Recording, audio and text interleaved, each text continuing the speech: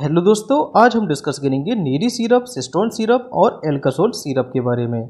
यहाँ पर हम जानेंगे कब कौन सी सिरप का यूज़ किया जाता है और साथ ही साथ जानेंगे यहाँ पर इसकी डोज के बारे में, मतलब कि एडल्ट डोज क्या होती है और इसमें चिल्ड्रन में कितनी डोज का यूज़ किया जाता है। चलिए दोस्तों शुरू करते हैं। तो यहाँ पर अगर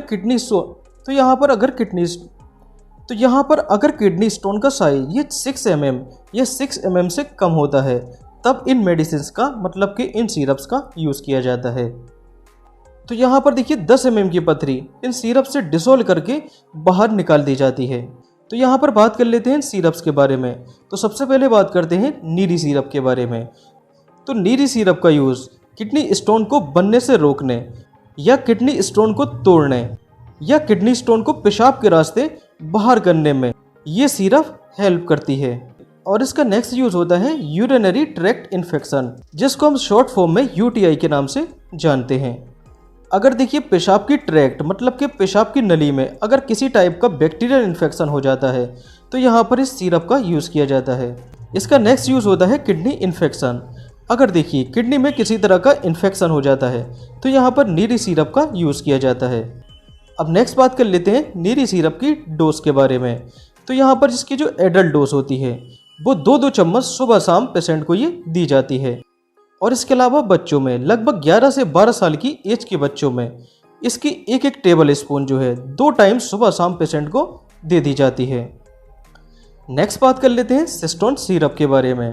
तो सिस्टोन सिरप का भी यूज़ किडनी स्टोन को बनने से रोकने में या किडनी स्टोन को तोड़ने में या किडनी स्टोन को पेशाब के रास्ते बाहर निकालने में इसका यूज़ किया जाता है। और जिस तरीके से नीरी का यूज़ यूटीआई के केस में होता था, यहाँ पर भी देखिए सिस्टोन के केस में भी यूटीआई में इसको यूज़ किया जाता है।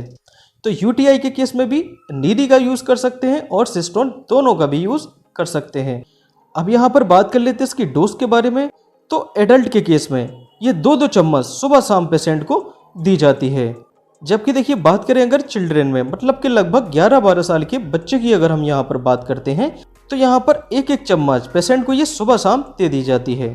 और इस सिरप का यूज़ खाना खाने के बाद करना चाहिए, मतलब कि आफ्टर मील। नेक्स्ट सिरप आती है सिरप एल्कासोल। इसमें होता है डाइसोडियम हाइड्रोजन सिट्रेट। अब बात कर लेते हैं एल्कासोल सिरप के यूज़ के बारे में।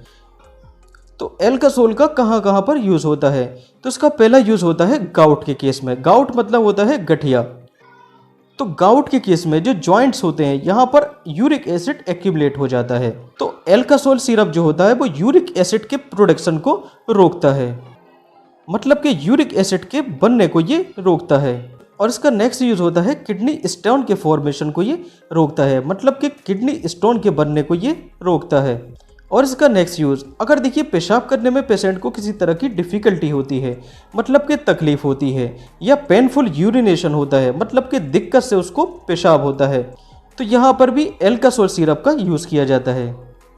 और वैसे ही देखिए इसका नेक्स्ट यूज़ होता है यूटीआई के केस में, मतलब कि यूरिनरी ट्रैक्ट इन्फेक्शन।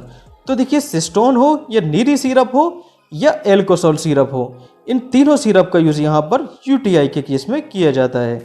और एल्कासोल सिरप का नेक्स्ट यूज़ होता है ये यूरिनरी एल्कलाइजर की तरह काम करता है, मतलब कि अगर देखिए पेशाब की जो एसिडिटी है वो बढ़ जाती है तो यहाँ पर डाइसोडियम हाइड्रोजन सिट्रेट मतलब कि एल्कासोल सिरप जो है इसको न्यूट्रलाइज करके एल्कलाइनाइजर की तरह ट्रीट करता है।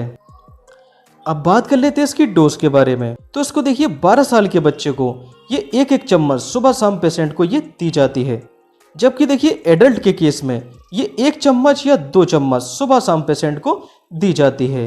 Okay, thank you.